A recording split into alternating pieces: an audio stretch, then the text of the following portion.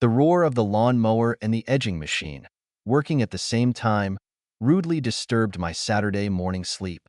A groan from the other side of the bed showed that it wasn't just me who was annoyed. Darla sat up and swung her legs over the side of the bed. She sort of stretched and yawned at the same time. "I'm sorry, Brian. I completely forgot. The boys wanted to start work in the yard early so that everything would be ready for tonight." She shook her blonde hair as she headed to the bathroom. Her bottom swayed provocatively under a thin cotton nightgown. 20 years later, she still looked good. Today was my birthday. It was a tradition to have a barbecue and invite the whole world. Well, it wasn't that bad. Just family, friends, and neighbors. It was a little too much for a birthday party. We had to borrow some grills and smokers to handle everything. Even when I thought it was my day, I always felt obligated to cook most of it. I didn't do it very well, but everything turned out as expected. The best part about it was that the cook always had a cold beer in his left hand. I had to keep my right hand free to cook meat. "Do you want to get a birthday present now? Or do you want to wait until tonight? The shower is warm and ready." Darla was smiling, peeking out from behind the bathroom door. There was no nightgown, and she was playing coy. "See you tonight, little lady. I'm going to go down and help the boys right now. I'll take a shower later." Todd was 18, and in 2 months he was supposed to leave for the University of Texas. Terry was a year younger, and he already had a scholarship to Auburn. They were good sons, and I gave Darla credit for bringing them up right. Perhaps the only thing I gave them directly was a comfortable home and a good work ethic. I've always regretted that I wasn't a better, more involved father.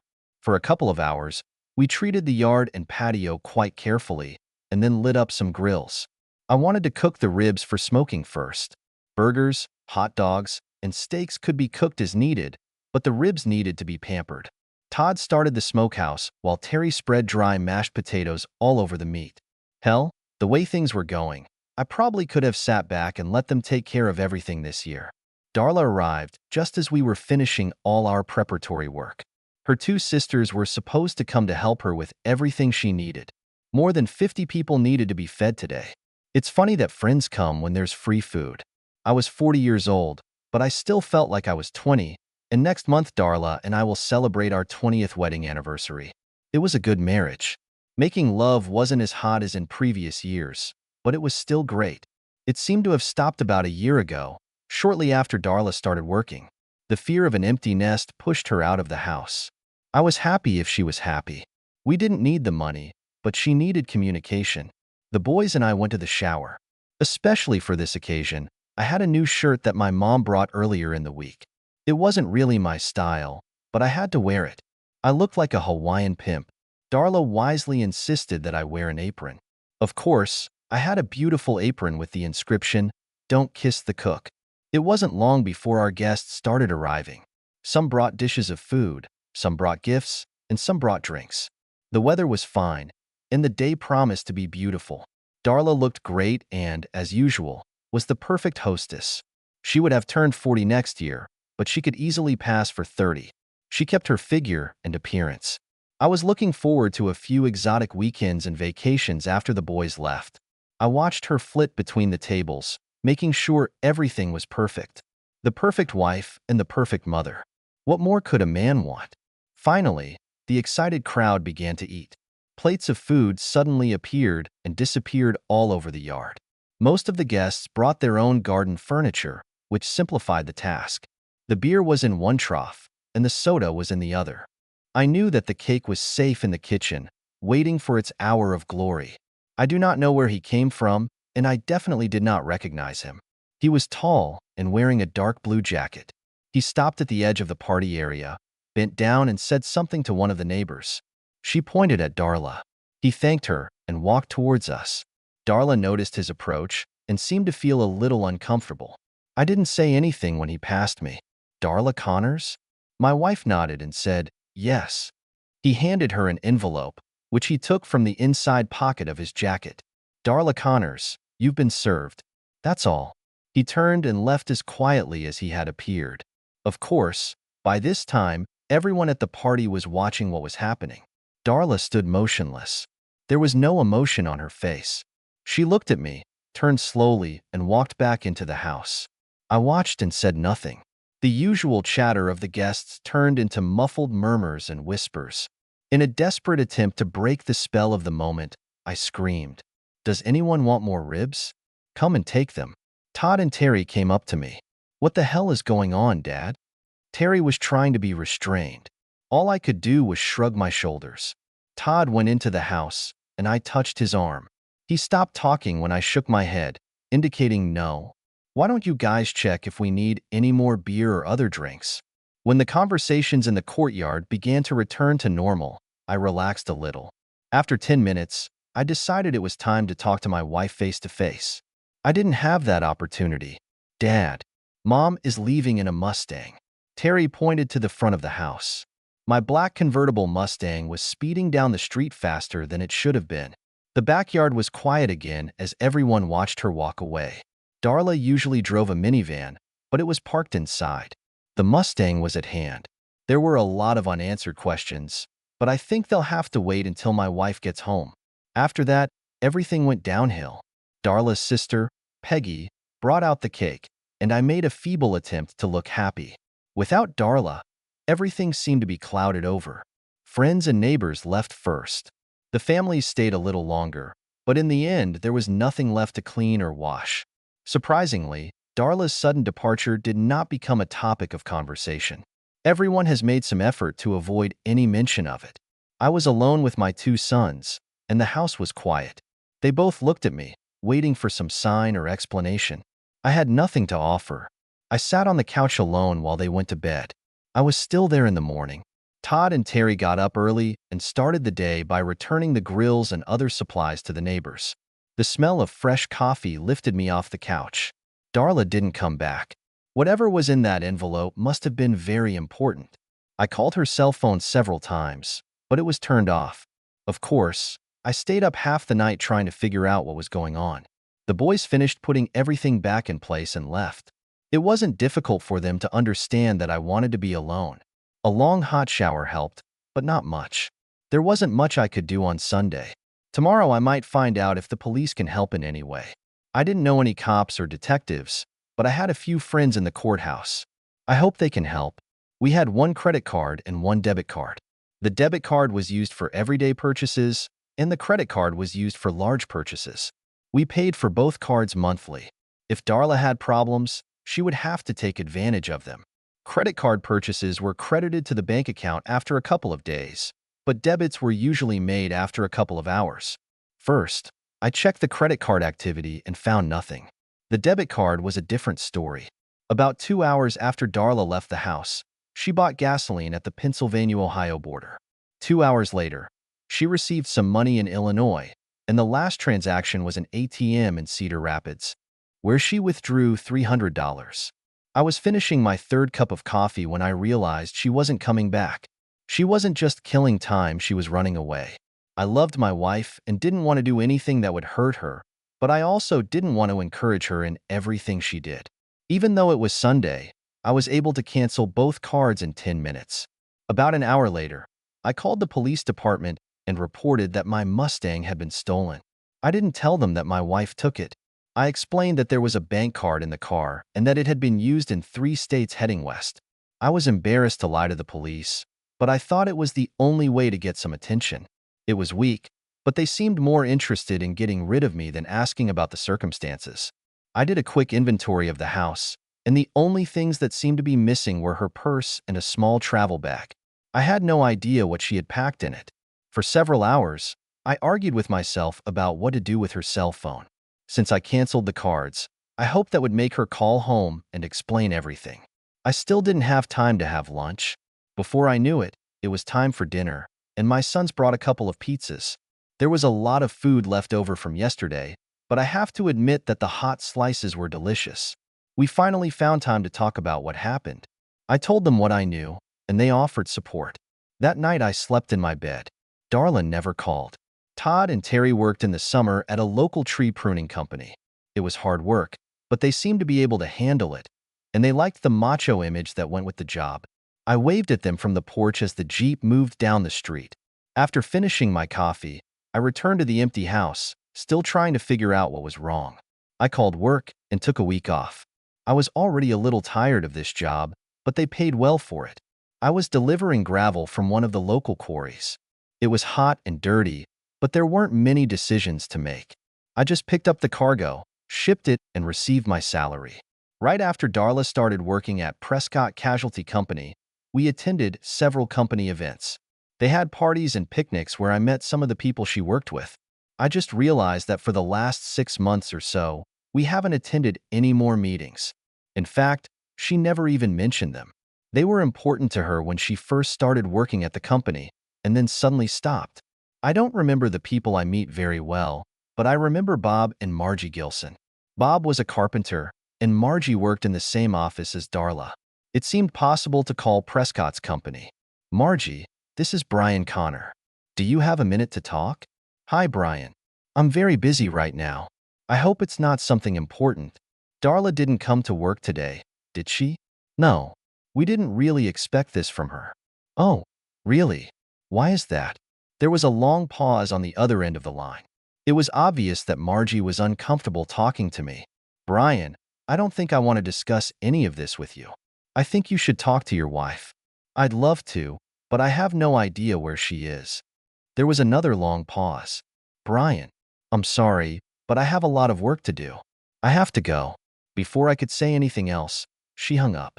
Suddenly, I had the feeling that something was going on in connection with the Prescott cases that Darla didn't want me to know about. This explains why we no longer attended company events. She was afraid that someone would accidentally say or do something that might give her away, or make me believe that she was up to something bad. I took a cold beer and went out on the porch to think. I've noticed a few things over the past few months, but I haven't given them much thought. Darla started working overtime several times a week. Not enough to wave red flags, but it has become commonplace. She stopped talking about work when she was at home, and we began to avoid communicating with any of the company's employees. On the other hand, she hasn't changed her appearance or clothes. She didn't buy any new clothes or fancy underwear. As far as I remember, there were no suspicious phone calls or emails. I trusted my wife, so there was no reason to think twice about what she was doing. At home, she did not turn into a bitch and did not deny me a romantic relationship. It's time to make some more phone calls. Donald Curry was an old school friend of mine who worked at the courthouse. I didn't know what he was doing, but I knew he was involved with computers.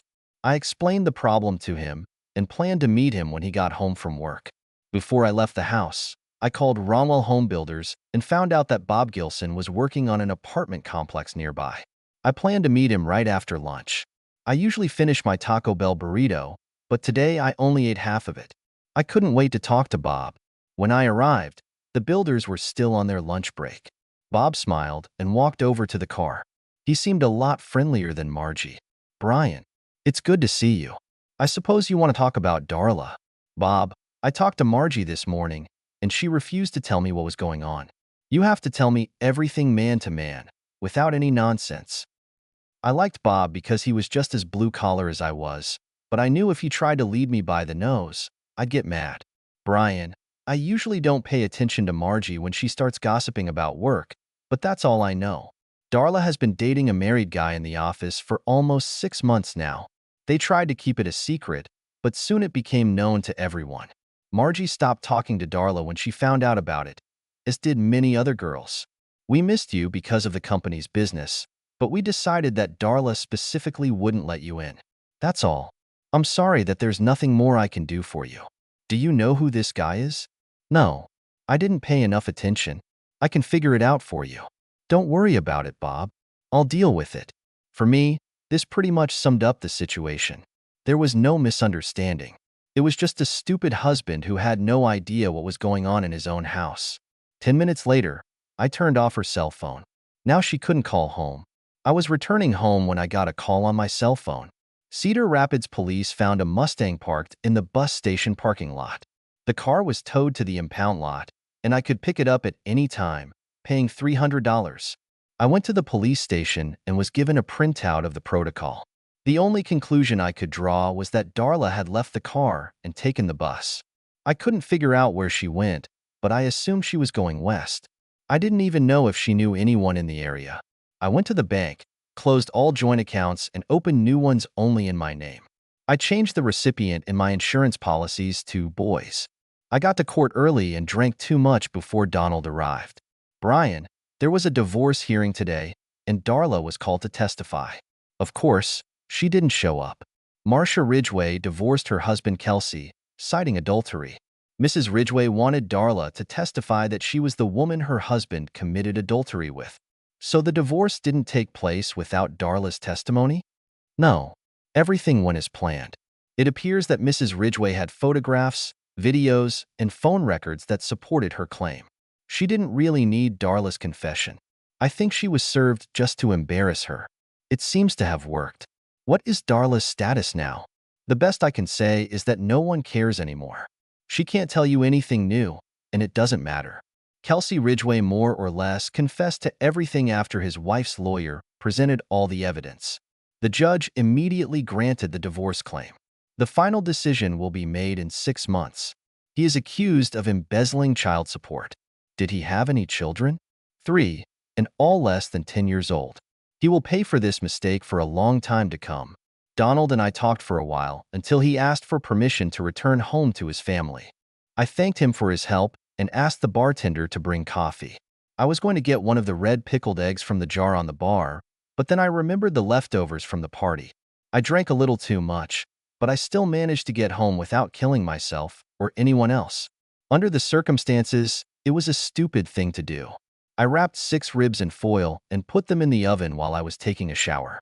By the time I returned to the kitchen, all that was left of them was a pile of bones. Todd and Terry returned home and immediately started eating pork.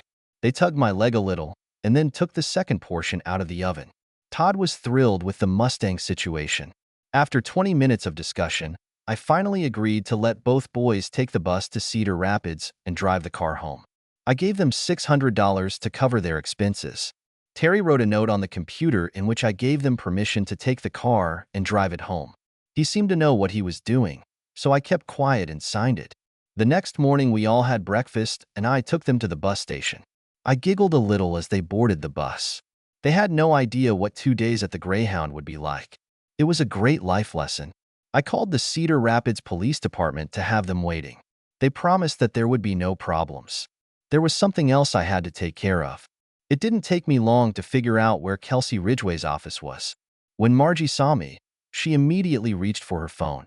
It was too late. I didn't even bother to introduce myself. I just started hitting him on the head and shoulders. He made a few feeble attempts to defend himself, but ended up on the floor at his desk. I kicked him in the balls several times before the guards dragged me back. He was covered in blood, and I felt much better. After that, everything went quickly. Before I realized what had happened, I was already at the police station, in front of a judge, and on my way to the county jail. There was no trial, just the judge and me. I got 60 days, but I didn't give a damn. At the first opportunity, I called the guys and brought them up to date. I could have sworn I heard Terry laughing on the phone.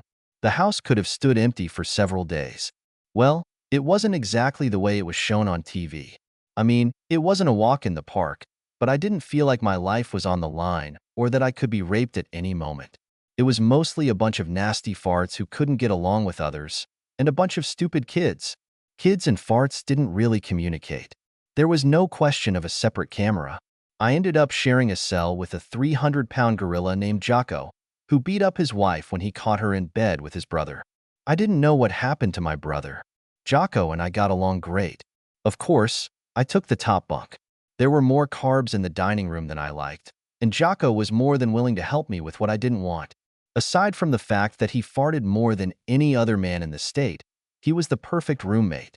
3 days later, Terry and Todd visited me. The car hauling trip went great, but they didn't want any bus trips in the near future. They had no information about Kelsey or their mother. They brought me 2 packs of cigarettes, even though I don't smoke. Todd said he thought they might be useful for trading. He's watched too many movies. Jocko, however, was overjoyed when I gave them to him. He said he needed to smoke to lose weight. I had no problem leaving the boys at home alone, and apparently no one else had. Todd left for school a week before I got out of prison. He took the minibus and left the Jeep with Terry. Terry and I celebrated my homecoming by going to Red Lobster. He was excited about the start of his senior year in high school. Unfortunately, He had to go through this without me. I had other plans. Margie couldn't believe her eyes when I walked past her desk the next morning. I winked at her and headed straight back to Kelsey's office. 3 hours later, I was back on the bus and on my way to the county jail. This time for 6 months. Terry thought it was funny, and he immediately called his brother at College Station. Jocko greeted me with open arms. Ugh. I handled Kelsey better this time. I really think I've broken something. Of course, I've never received any feedback, so I can't know for sure. I was fired from my job, a big surprise. I had enough money stashed away to pay for the house and cover my living expenses. Terry took care of everything without any problems. Besides Terry, all the other members of my family visited me regularly. Terry made sure that I always had cigarettes for Jocko. Darla's sisters came to visit me and expressed their sympathy. Neither they nor anyone else in the family had heard anything about Darla. In fact, the whole family celebrated Thanksgiving and Christmas in prison. I still had a month to go before I lost Jocko. I didn't actually lose it, it was just released before me. His wife and brother had gone to Florida, and he had no idea what he was going to do. Terry thought it would be great if Jocko stayed with him until he got settled. He offered him a job at a tree pruning company, but Jocko decided it was better for him to move south, where it was warmer. I was thinking about Florida. The night before Jocko left, Kelsey Ridgway was found beaten to a pulp in an alley downtown. He told the police that he was attacked by a monkey. I thought it was funny because I have an ironclad alibi. After my release, I decided that I had had enough of talking to Kelsey. In fact, he no longer worked in the area, and I didn't want to look for him. I signed up for a course to learn how to drive large trailers.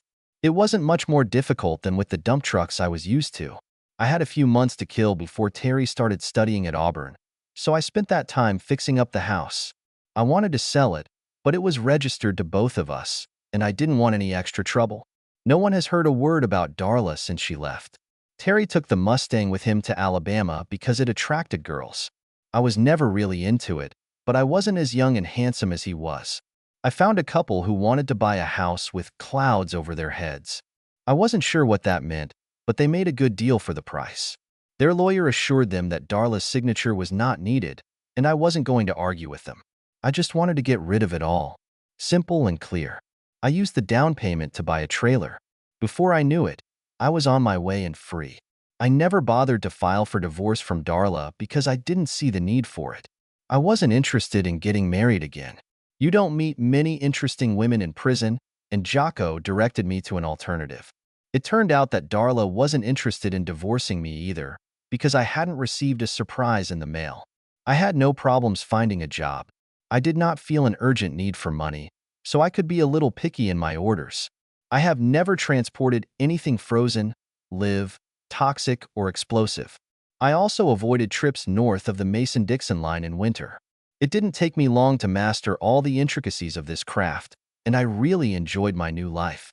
An interesting development occurred when I was delivering a shipment of agricultural equipment to South Dakota. It was June, so there were no problems with the weather. I unloaded the cargo and headed south, about 10 kilometers from Highway 90, when I stopped at the Belly Up Diner. It was a hole in the hole, but the parking lot was full of big trailers and cars. The highlight was the breakfast, which lasted all day and was unsurpassed in size and taste. Most of the visitors were local, but it looked like a few truckers had stopped by on purpose. I just asked the waitress to bring my favorite dish and coffee. 3 large-screen TVs were showing 3 different programs that no one was actually watching.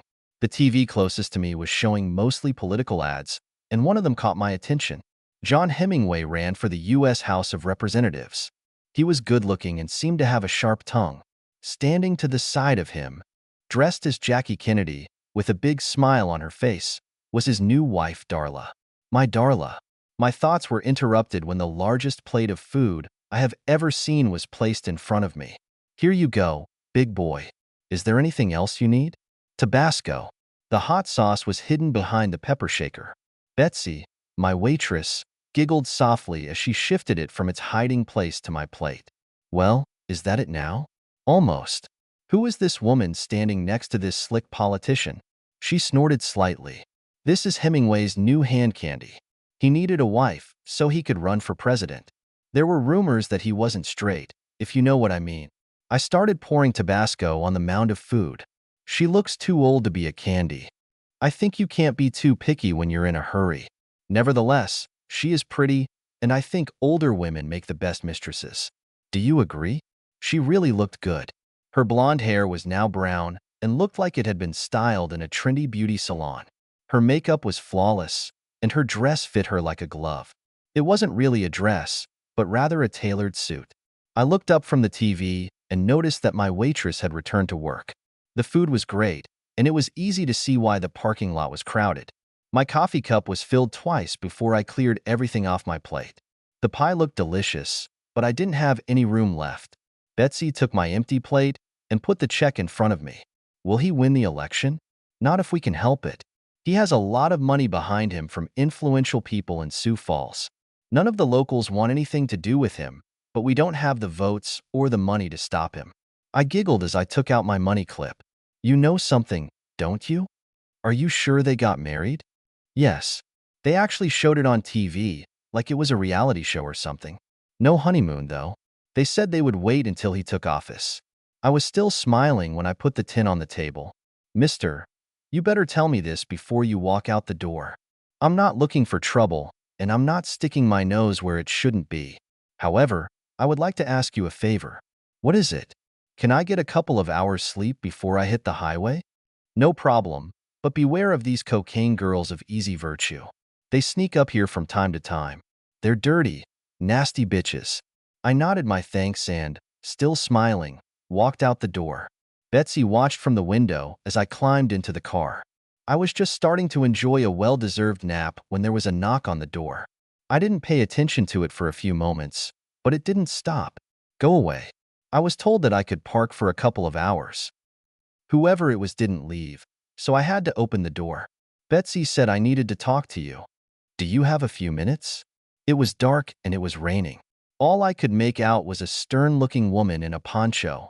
I didn't break any laws. Leave me alone. Just give me 10 minutes. She looked determined. Excuse me, lady. I'm not interested in that. Go get someone else. I'm not a whore, damn it. I need to talk to you about Hemingway. I'll meet you inside in 10 minutes. That seemed to calm her down. There was a slight smile on her face as she closed the door. It might have been better to just let her get in the car, even though she was soaked through. As I put on my raincoat, I glanced at my watch. I only managed to sleep for 3 hours. The restaurant was still quite crowded. There was a place next to the door where all the rain clothes were stored.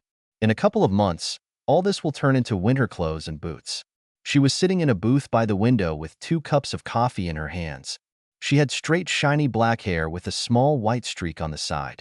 Judging by her complexion, she was a girl who preferred outdoor activities, tanned and not pampered. In fact, she wasn't even close to being called a girl. She was at least 35, maybe more than 40. The whole look was complemented by high cheekbones and a lack of makeup. I held out my hand to her as I sat down. Brian Connors. Sally Wilmot. Do you want something to eat? No, thanks. I just ate a specialty meal 3 hours ago. I don't think I'll be able to eat for a while. She replied with a polite smile.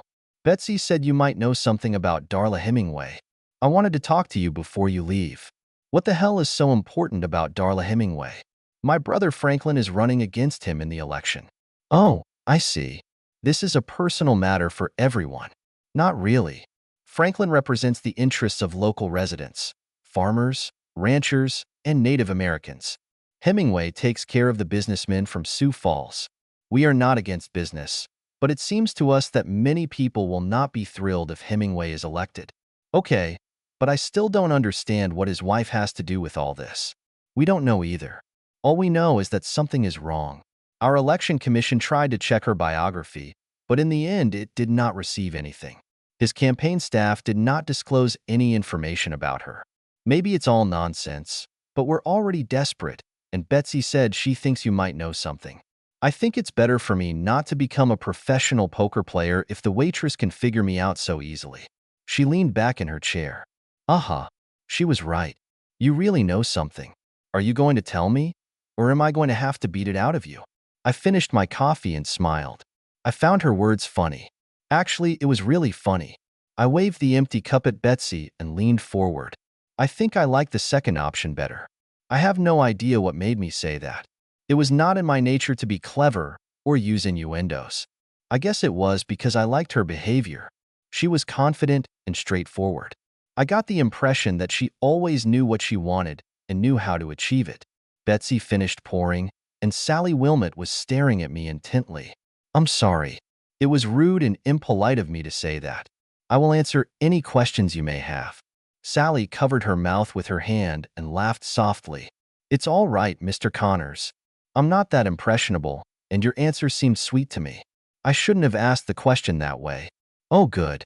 This means that the second option is still valid. No, damn it. How do you know Darla Hemingway? She's my wife. We have been married for over 20 years and have never divorced.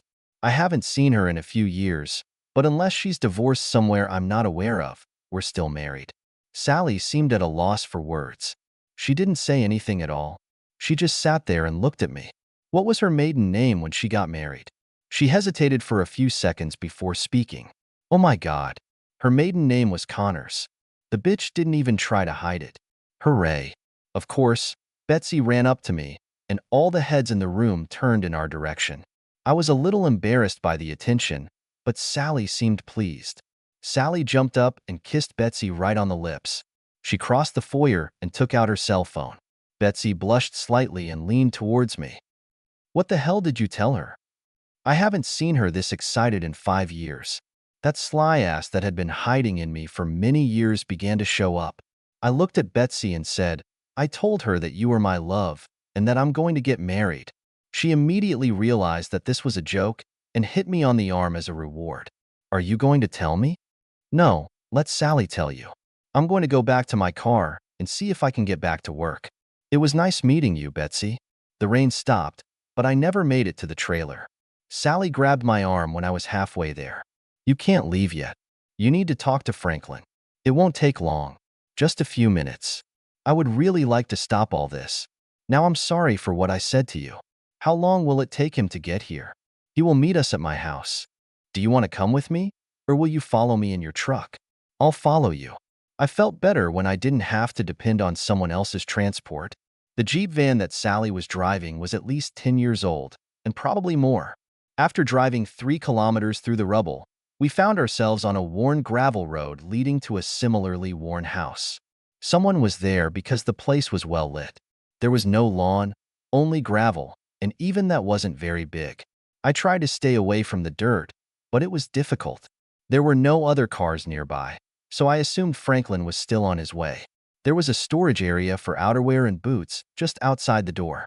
It seemed like a good idea, especially because there were already a lot of outerwear and boots. It was an interesting layout, mainly because it looked more like a classroom than a living room. There were desks instead of bedside tables. There were computers instead of desk lamps, and 3 teenagers were looking right at me. Hi guys, this is Brian. He's here to help Uncle Franklin. Sally went into the kitchen and started making coffee. I nodded slightly to my listeners instead of saying hello. I felt a little awkward in these circumstances. I looked around the room, but saw nothing to indicate the presence of Mr. Wilmot. Since I had 2 sons, it was easy for me to determine that the boys were about the same age. I assumed they were 16, 17, and 18. There was no TV or music in the room. All 3 seemed to be either working on a computer or reading a book. The strange thing was that they didn't look like smart guys or nerds, but seemed like normal, strong, and active children. Brian, these are my sons. The eldest is Tracy, the next is Tyler, and the youngest is Tanner. Each of them smiled and nodded at me in turn. I couldn't help but smile, and my amusement became obvious. I get it. It's a little weird that we gave them names that all started with the letter T. No, it's not something that amuses me. It's just that I have 2 sons named Todd and Terry. I thought it was a damn good coincidence. Tyler was the first of the boys to speak. Where are your sons?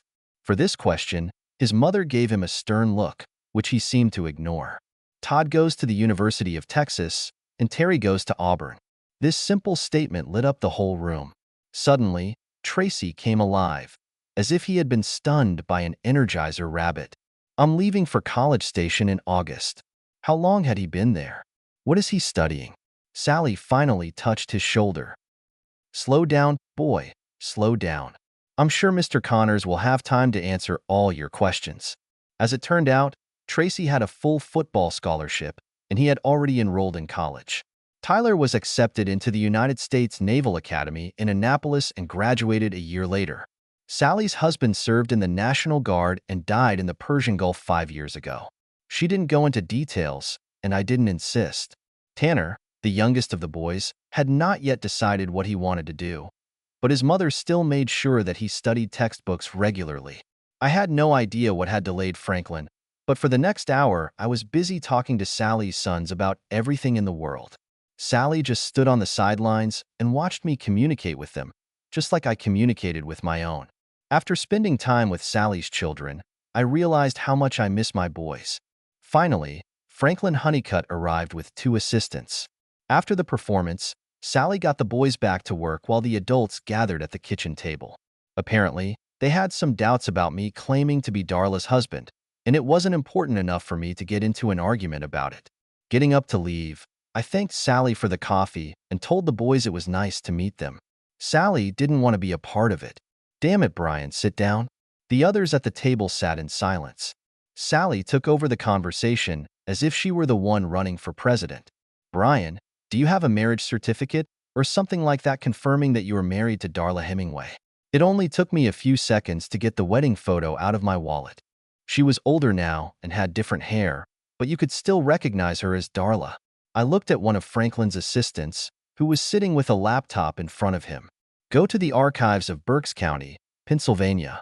You should be able to log into the marriage registration system from 1960 to 1990. Just enter my name in the search engine, Brian William Connors." Sally brought me a cup of fresh coffee and smiled slightly. She seemed glad that I hadn't left. Assistant number 1 turned the laptop screen to Franklin. "August 17th, 1979, right?" Franklin seemed a little more cheerful.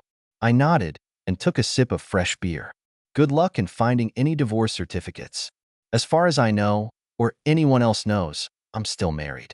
Feel free to investigate this case as much as you like. It doesn't matter to me." The conversation started to get a little redundant and boring. This time, no one stopped me when I got up.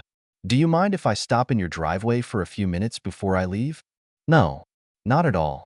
Sally walked me to the door. I looked back to say goodbye to Franklin and his friends, but they were deeply absorbed in what politicians were doing. Each of the boys gave me a little wave or a nod as I left. An hour later, I heard Franklin and his band leaving. I thought I was finally ready for bed when I heard the knock on the door again. Sally jumped into the cab in her flannel nightgown. She put her finger to her lips, indicating that she didn't want me to talk. We were far enough away from home that the boys couldn't hear anything, but I think she just didn't want to talk. She spent at least an hour with me in the sleeping car. It was passionate and loving, but a little uncomfortable.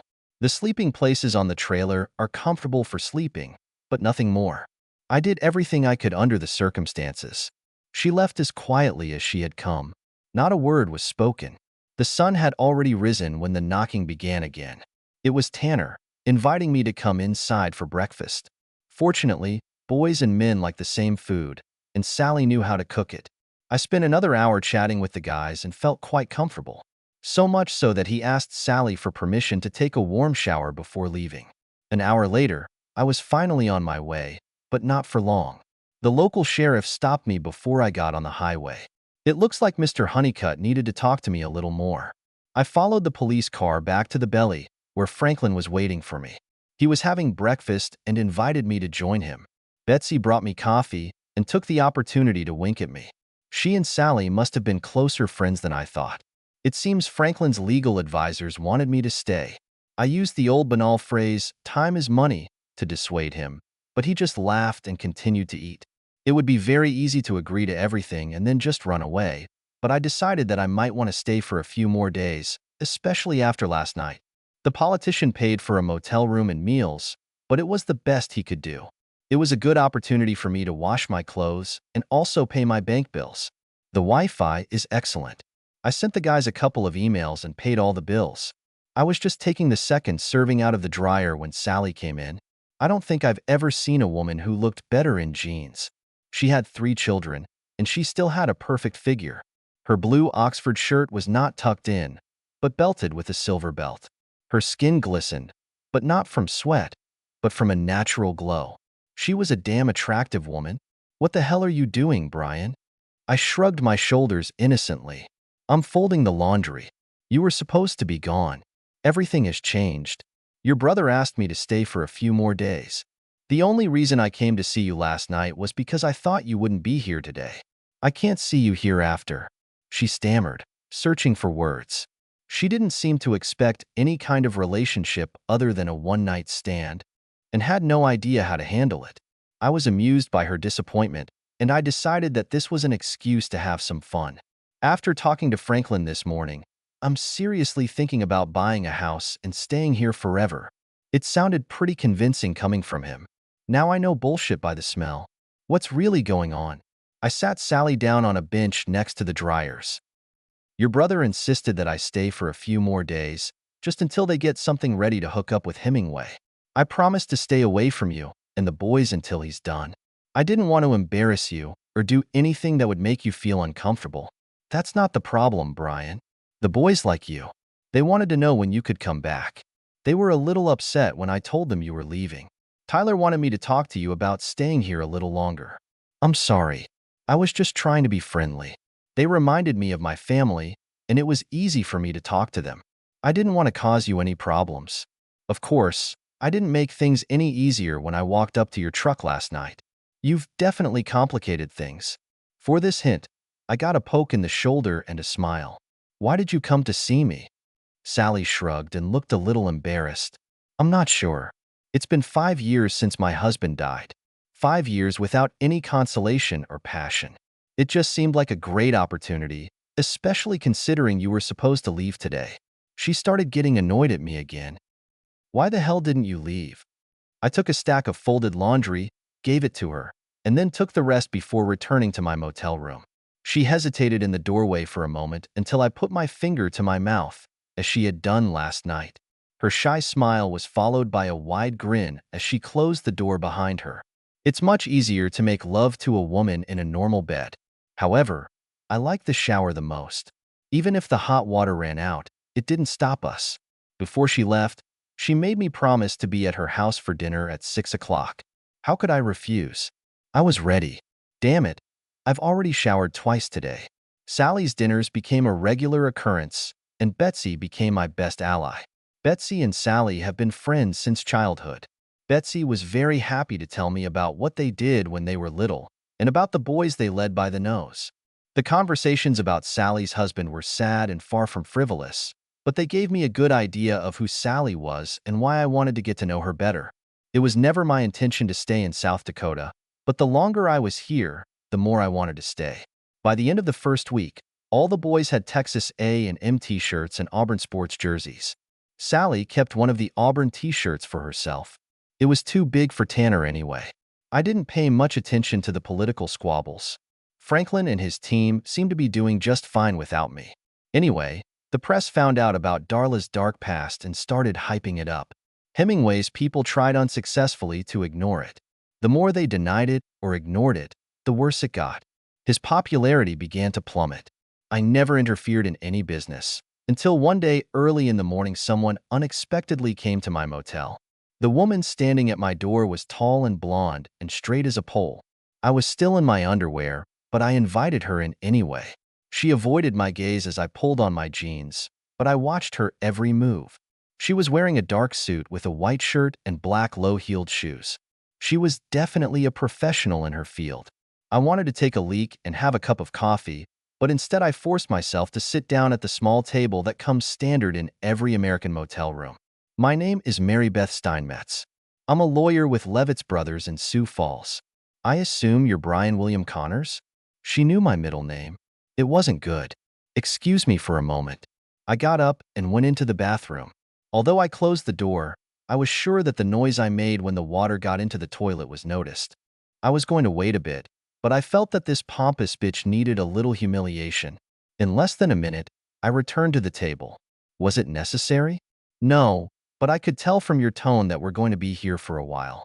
I'm sorry, but I was just trying to be professional. You missed. What the hell do you want? Our company represents the interests of John Hemingway. We recently learned that your marriage to Darla Connors was never properly dissolved, and we hope to fix this problem. How? There are laws in the state that allow for quick dissolution of marriages under certain circumstances. We believe that we can take advantage of these laws with your assistance. Are you telling me to divorce my wife? Yes. Why would I do that? My guest seemed puzzled. I don't think she expected such an answer. At the moment, I would be happy to get a divorce, but on my terms, and I didn't want her to know about it. Miss Steinmetz just sat there and looked at me. Miss Steinmetz, could you please tell me in simple terms why my wife and I no longer live together? Don't embellish it and be completely honest. If you can do that, I'll think about continuing our conversation. She leaned back and undid the top button of her blouse. 3 years ago, your wife had an affair with a colleague. When you found out about it, she ran away because she couldn't face you and her sons anymore. She hasn't spoken to any of you since. Is that clear enough to you? That's good. In fact, you've hit the nail on the head. So what's the problem? If you're following the news, you know Darla and Mr. Hemingway are in a bit of a mess. We cannot fix what has been done, but we hope to make the situation a little easier. By getting her a quick divorce? That's right. And tell me again, what will I get out of this? Freedom. Damn it. I'm happy with the way things are right now. You're going to have to show me how my life can get better, not the way it used to be. What do you want, Mr. Connors? Do you need money? How much? Give me something to work with. What terms of divorce do you propose? There are none. That's why it can be done so quickly. Money does not change hands, property is not subject to division, and there are no problems with custody. You both walk away with what you have, and neither of you owes the other anything. Everything is clean and final. How long will it take? Less than 90 days. Does this mean that the decision will be made before the election? Yes, I think it is. She admitted it, but she didn't want to play along. Should I see my wife? No. In fact, we'd rather you didn't. Do I have to stay here until this is over? This question caused my guest to sigh. Yes. Good. I will agree to this on one condition. You have to pay for my room and board until everything is completed. Mary Beth Steinmetz suddenly had a smile on her face. I could tell it was better than she expected. I could probably spin it for a few more money, but for now, just getting free would be nice. I can prepare the documents and send them to you for signature this afternoon. You don't mind? Great. I need to consult with my lawyer, but I don't think there will be any problems. I didn't have a lawyer, but I wanted to consult with Franklin first. Your lawyer? Give me your card. I promise to call you if he doesn't like something. If you don't get a call, bring me the documents. I was glad it was over because I needed to have breakfast. I walked her to the door, barefoot, in jeans and shirtless. As she was driving away, I saw Sally on the other side of the parking lot. Before I could wave to her, she sped off down the road. After a quick shave, I got dressed and headed to the belly. Betsy gave me a stern look as she handed me the coffee. Do I have a chance to explain everything? Not to me, Mr. Connors. You better come up with a good story for Sally. Breakfast was hot, but the company was cold. I finished it as fast as I could and called Franklin. He was out of town, but we talked for about 20 minutes. He was delighted with the whole situation and advised me to continue in the same spirit, but make sure that I have copies of all the documents. He spoke as if he was in control of the situation, no matter how it developed. I asked him to call Sally on my behalf. He was still laughing when he hung up. There was a large electric car wash next to the 90 freeway. I spent at least an hour steaming and vacuuming the car, and then manually waxing it. It took another hour. It would have been easier to just pay and get it done, but I needed therapy. I had a bite to eat at Cracker Barrel before returning. I managed to avoid Betsy's anger. This time she parked right outside my room door. Sally got out of the Jeep when I pulled up and looked a little embarrassed. It was easy to tell from her expression that Franklin had called her. She spent the next 2 hours apologizing to me. Sometimes feeling guilty is helpful. When she left, Ms. Steinmetz returned with papers to sign. For some reason, she also made me accept a check for $10,000. Hemingway's election campaign continued to go to pieces, but my divorce application went through the legal system. Tracy now lived in College Station, and he had a girlfriend who looked after him. I officially got divorced just before the election. Franklin won and promised to repay me for my help. I didn't feel like I had done anything wrong, but I told him that I would give it up even if he gave me his sister. For that, Sally hit me on the arm again. Darla wasn't doing very well. After the election, someone decided to accuse her of bigamy anyway.